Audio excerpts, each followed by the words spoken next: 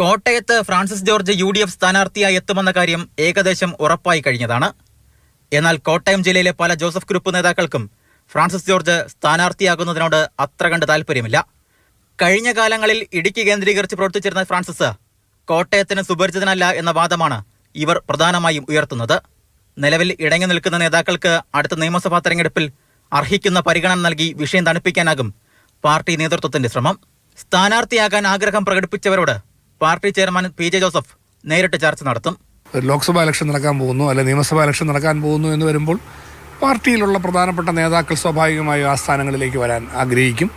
അവർക്കതിന് അർഹതയും അവകാശമുണ്ട്. അവർ ആ നിലയിൽ അവരുടെ ജോലി ചെയ്യുന്നു. അതിലേറ്റവും ജയസാധ്യതയുടെ അടിസ്ഥാനത്തിലും പൊതു സ്വീകാര്യതയുടെ അടിസ്ഥാനത്തിലും പാർട്ടി ലീഡർഷിപ്പ് അനുയോജ്യനായ സ്ഥാനാർത്ഥിയെ സമയത്ത് കണ്ടെത്തുക എന്നുള്ളതാണല്ലോ പാർട്ടിക്ക് ചെയ്യാൻ പറ്റും. PC തോമസ്, സജി മഞ്ഞക്കടമ്പിൽ, MB ജോസഫ്, പ്രിൻസ് ലൂക്കോസ് തുടങ്ങിയ പേരുകളാണ് ഫ്രാൻസിസ് ജോർജിന് പുറമെ പറഞ്ഞു കേൾക്കുന്നത്. അതേസമയം ഈ പേരുകളെല്ലാം നേതൃത്വത്തിന്റെ മുന്നിലുണ്ടോ എന്ന ചോദ്യത്തിന് മോൻസിന്റെ മറുപടി ഇങ്ങനെ: നിങ്ങൾ ഓരോരുത്തരെ കുറിച്ച് ഇങ്ങനെ പറയുന്നു, ഓരോ ദിവസം ഓരോന്ന് പറയുന്നു എന്നുള്ളതിനനുസരിച്ച് പാർട്ടിക്ക് അഭിപ്രായം പറയാൻ പറ്റൂ.